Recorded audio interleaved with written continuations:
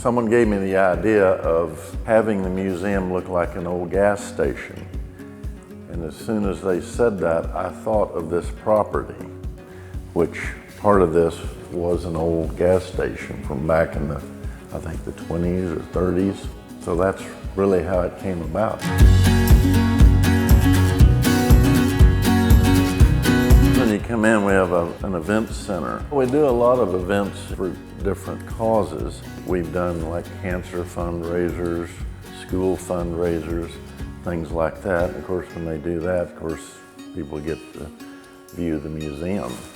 We can do weddings and graduations and all sorts of things like that. Then the first car room, this one is the famous cars room. Of course, LBJ, his convertible here, was probably used on their ranch near San Antonio. There was a car dealership, from my understanding, down there that was a friend of LBJ's and would give them cars every year. This one's a 64, and I think he had one and his wife had one. So there are two 64 Lincoln convertibles, and I have one of them. We have the Packard that was used in The Godfather. It was a very valuable car itself. And then the owner of the car, to get it in a movie like that, then he goes and he puts it in the barn. And you just, which is unbelievable. Then the 30 Buick, which was used in 12 Mighty Orphans, which a lot of it was filmed in Weatherford. That car I bought from a friend of mine in Pueblo, Colorado, who bought it from the original owner. The car has 20,000 miles. It's all original, unrestored. Of course, the LaSalle taxi that was used in Pearl Harbor movie with Ben Affleck. And then of course we have George Jones' 41 Packard.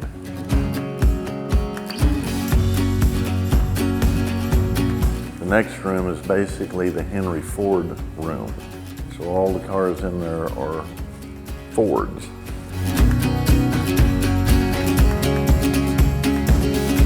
Then the last room is just kind of a mix and match of various cars.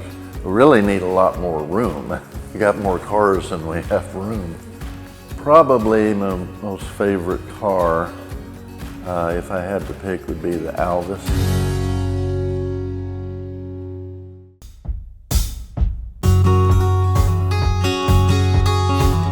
And of course, here it is. Back when Alvis was made, it was one of the most advanced cars for its time. Alvis was one of the first cars produced that had a fully synchronized transmission. You can lubricate the entire chassis of the car from inside. This particular car my mother inherited from a relative in Ireland when I was a kid. I was about 11 years old, so this one had been in about 1968. My mother didn't know really what to do with the car, so she loaned it to the Pate Museum. When Aggie Pate died, the family, I don't think, really had a lot of interest in the museum, and this car was stuck down in literally a barn down the hill with a dirt floor, and the whole car dry rotted. And I found out a number of years ago that this car was going to be in that auction. And I basically went to the curator of the museum and asked him, you know, this was like a family heirloom. I feel like I should have first right of refusal. And with that, they called me up the next day and just said, well, where would you like us to deliver the car? When we restored this car, everything on it that we had to reproduce, we used original drawings. There's a company near London that said that there is no Alvis in the world that is all correct because you cannot get all the parts for them. So what we couldn't get, we reproduced exact. So they said that this would be the only Alvis in the world that is all correct. The lenses of the headlights, one was cracked. It was reproduced exact. The Alvis has a lot of features, like this has a jacking system built into the car. If you have a flat, the jacking system is built up into the car. All you do is put a handle in there and crank it. 1939, and this car has 3 carburetors, which is very high performance. I was really kind of surprised that something back then would have something like that. But someone told me that this car, you could drive it all day long at like 100 miles an hour and it would be fine. Which I can't imagine 1939 driving 100 miles an hour. Most of the interior is original. Of course, this has the doors that open from the front, kind of similar to a Rolls Royce. Alvis was bought out by Rolls Royce in the 50s. So it's very much like a Rolls Royce or Bentley. It's a very high-end, very valuable car. Of course, after I got the car restored, I had to drive it at least one time. So I drove it out here from Fort Worth. And it's a very comfortable, very smooth riding car, which is, I guess, kind of surprising back then. Being from England, of course, the car is right-hand drive, but it has, of course, a lot, like in the 30s, of course, a lot of your throttle, ignition, headlights, everything are all controlled from the steering wheel. When you start the car, of course, you have to move the throttle up, and then once you get it running, you will adjust ignition and throttle to get the car running, in the best manner. It's kind of odd, of course, the speedometer's over on the left side, the passenger side. Now, back in the 30s, of course, the trunk of this car, a lot of people would go out and have picnics. So they designed this trunk, if you got enough room here,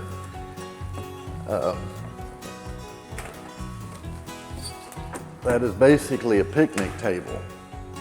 So they would go out and they'd have all their picnics, set everything on here, and that's what that was designed for.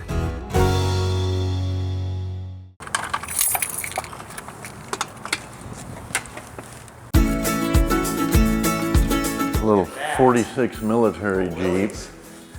Of course, that's after World War II. So at the end of World War II, they quit making military vehicles. They made civilian vehicles, but it was a military issue. And of course, that's what that is. So here, of course, the Trabant. Of course, the Trabant was in East Germany. These are definitely one of the world's worst cars. If I can get the hood open here. But this has a 2-cylinder, 2-cycle engine, which is right here. This is not much more than what you'd have in your yard tractor. And if you see these things in East Germany, they just belch out blue smoke. Of course, that is an actual sheriff's patrol car, and it's got a little history to it. After I got it, I looked it up, and it was I forget where it was, up north somewhere. Sheriff had that, and then when he retired, they let him keep the car.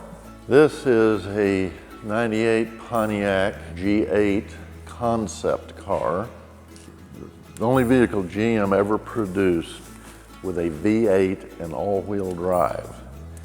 It has a Corvette LS1 V8, an all-wheel drive, and at 60 or 70 miles an hour, you punch it and it'll sink you back in the seat.